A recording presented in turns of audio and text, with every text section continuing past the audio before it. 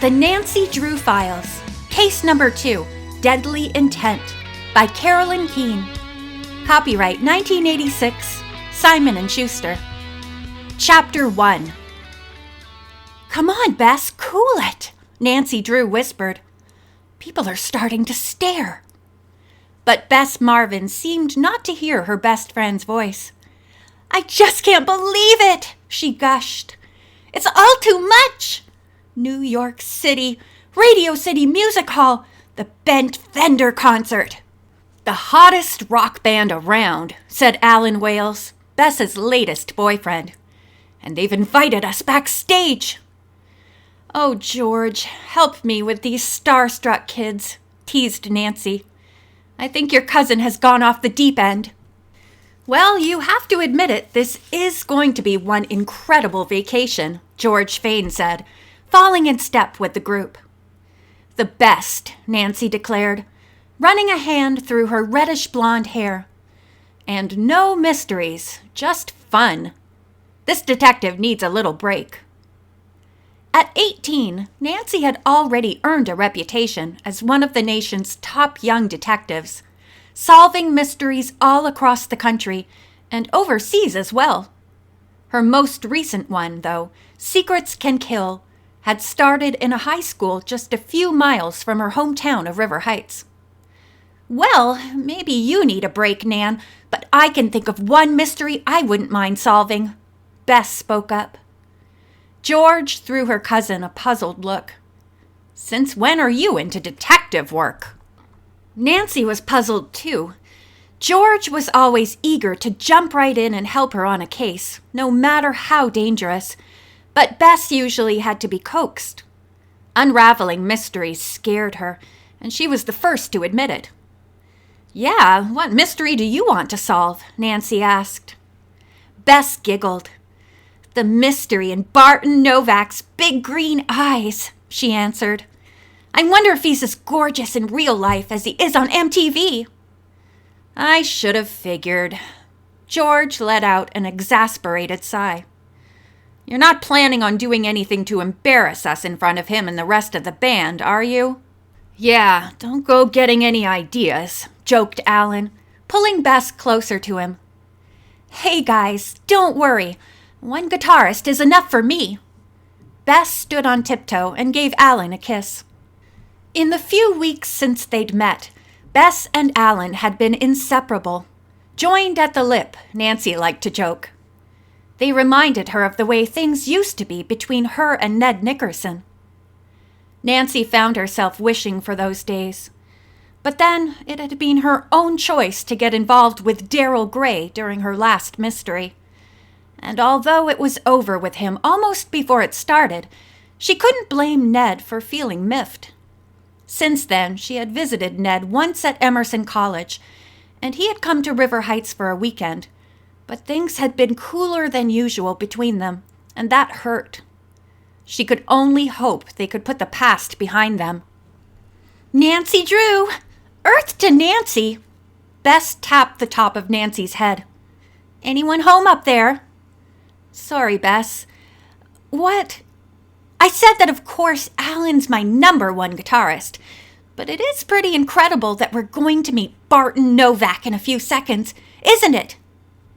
Returning to the exhilaration of the moment, Nancy smiled. She remembered the thrill she'd felt listening to Bent Fender and how she'd followed their rise from struggling performers to top stars. Alan echoed Bess's enthusiasm. "I've memorized practically every song Barton's ever recorded. The first thing I ever figured out how to play on my own was the lead for Break Down the Walls." He moved his hands, playing imaginary notes on an air guitar. "I'm so psyched that you guys are taking me along tonight." "Alan, how could we not take our favorite future rock star to meet our favorite current rock star?" Nancy smiled and gave him a light punch on the arm. "Besides, Dad said the musicians in the band were happy to have us all." Nancy's father, a lawyer, was negotiating the band's new recording agreement. Normally, Carson Drew worked on criminal cases. But Ben Fender's drummer, Roger Gould, was the son of his old college roommate, Cy Gold, who had recently moved to a town not far from River Heights. He and Nancy's father had rekindled their old friendship, and now Carson Drew was doing Mr. Gold a favor by working on the contract for his son's band. In return, Roger and the band were letting Nancy and her friends come backstage for one of their concerts, and they were going to give them a personal guided tour of the New York rock clubs. "What a mob scene," Nancy said, as she and her friends edged through the crowd of noisy fans in front of the music hall. Off on one side of the building, Nancy caught sight of a polished brass door. "This is it! The stage door!" she exclaimed, mounting a few steps and pushing the door open. Just inside, in a glass booth, sat two burly security guards in identical tan uniforms. "Hi," Nancy said. "Roger Gold told us to come back and see him before the show."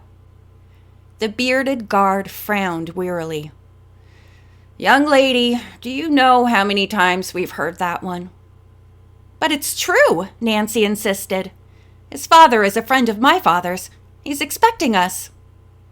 The guards exchanged glances. "Why don't you kids give us a break?" the other one said.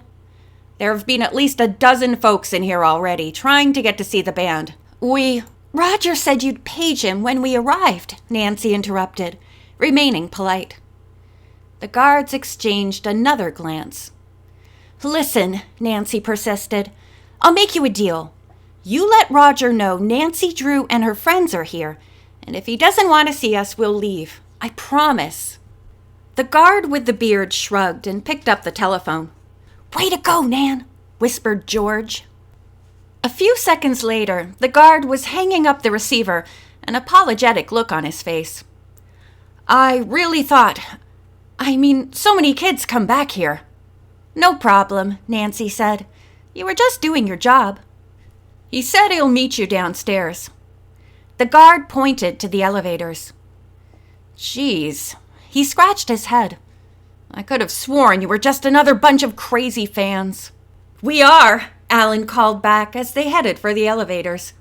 "But we're a lucky bunch of crazy fans." Nancy laughed. Alan had hit the nail on the head. From the moment she'd heard Bent Fender's first single, she'd been hooked. And now she was about to get a behind-the-scenes look at one of their concerts. It wasn't just any concert either. It was the first of Fender's Rock for Relief shows, a series of benefits to aid handicapped children. A wave of excitement washed over Nancy as she and her friends got into the elevator. She smoothed her hand over her short, electric blue skirt and picked a thread off her oversized sweater. Her long, lean legs were flattered by a pair of patterned tights, which looked perfect with her favorite ankle boots. "Don't worry, you look great as usual," Bess told her.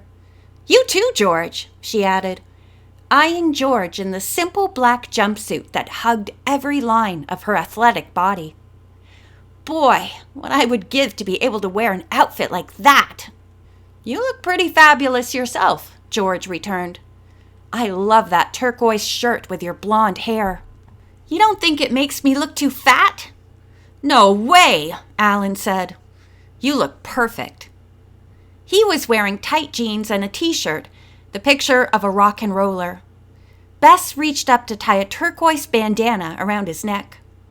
"Same color as your shirt," George grinned. "Looks like you're color-coding your boyfriend." The elevator door slid open, and the friends stepped out. There, looking just as Nancy had pictured him, stood Roger Gold, unmistakable with his spiky black hair and single silver earring. "Hi," he said easily. There was an uncomfortable silence as Nancy and her friends studied the legend standing before them. Roger smiled at each of them in turn, his gaze finally coming to rest on Alan. "Well, you're not Nancy," he joked. Nancy took a step forward. "No, I am," she said, not quite believing that she was talking to a superstar like Roger Gold. "And these are Bess and George and Alan." She indicated each of her friends in turn. Hello. Hello, they chorused nervously. Nancy saw how tongue-tied they looked. Nice to meet you all, Roger responded. Then he said, Nancy, I've been hearing stories about your father ever since I can remember.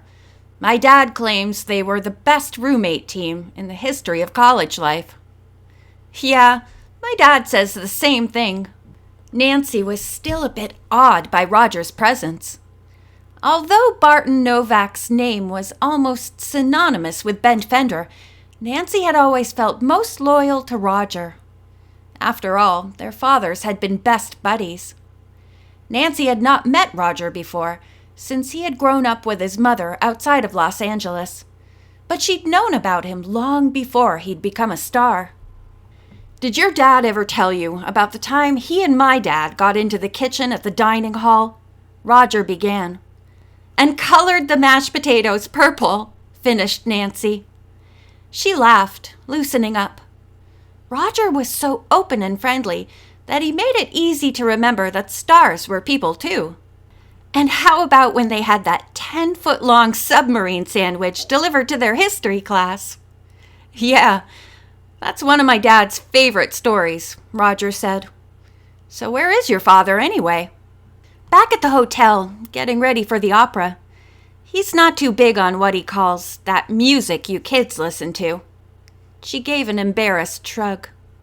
Hey, don't worry about it. Your dad told Barton and me that he wasn't into rock when we talked to him about our contract. To each his own. Roger hesitated. Hey, listen, let me introduce you to the rest of the band. They're in the lounge having a little pre-show ping-pong match. Linda's our resident champ. She's wasting Barton. Nancy saw George's face light up at the mention of Linda Farrar, Ben Fender's bass player and backup vocalist. George was a great fan of Linda's tough, powerful voice and dynamic style. Roger led them to the lounge and pushed open the door. There, at one end of the ping-pong table in the center of the room, stood Barton Novak, his brow creased in concentration beneath a shock of blonde hair. Bess let out an audible sigh. Barton snapped his paddle as the ball came toward him. On the other side of the table, Linda prepared to return the shot. She slammed the ball so hard it went speeding out at a crazy angle, bouncing at the very corner of Barton's side of the table. He took a wild swing and missed. Game, said Linda, tossing her curly dark hair. There was a smattering of applause from the rest of the band members. Mark Bailey, the other guitarist, was sitting in an armchair. Jim Parker, the keyboard player, was on the couch. Nice shot. Barton wiped his forehead. Then he looked toward the door for the first time. His expression lightened up. Hey, gang, we've got guests. Hiya. Guys, Roger said, this is Nancy Drew. I was telling you about her. And these are her friends Bess, Allen, and Georgia. George, she corrected. Sorry. Roger grinned. So all of you, say hello to Mark, Jim, Linda, and Barton. Roger pointed to each person, but Nancy had studied Fender's album covers enough to know the band members instantly. Thanks for inviting us to come tonight, Nancy said to them. The pleasure's ours, Barton replied gallantly. We get to have the hottest detective around at our show tonight. Nancy could feel heat rising to her cheeks. Barton's face had been on the cover of Rolling Stone, Time, People, and half a dozen other major magazines, and he was complimenting her. I am beginning to make a name for myself, she said humbly. Beginning? From what I hear, you've done it. He looked at Nancy. If you don't mind, I'd like to talk to you after we've finished playing tonight. Nancy cocked her head. Did she detect a note of urgency in Barton's voice? I'd be glad to, she said, trying to read his expression.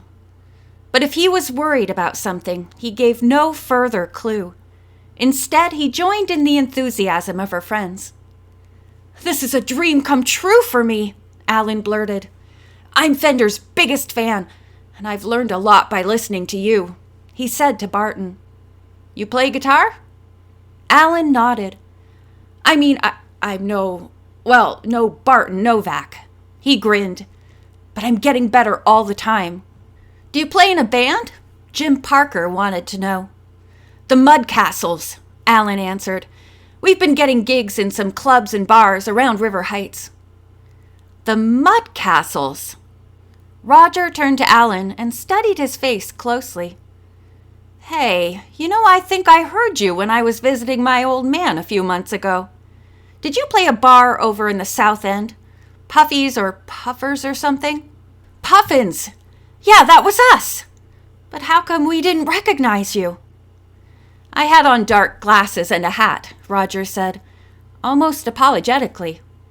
It's nice to be able to go out like a regular guy once in a while, have a couple of beers. But I had to leave when someone at a table near the bar started giving me funny looks. I just didn't want to hassle with anyone figuring out who I was. Nancy tried to picture Roger in her hometown bar, rubbing elbows with people she'd known all her life. Yeah, I liked that little place, he went on. And Alan, your band was terrific. You play lead, right? Alan nodded. Roger turned to his fellow band members. This kid is okay. He jabbed his finger in Alan's direction. More than okay. Someday he'll put us out of business if we're not careful. The smile on Alan's face could have lit up the entire room. Nancy flashed Bess a thumbs-up sign. We'll be out of business sooner than you think, Linda interjected, if we're not on stage in half an hour. She looked at Nancy and the others.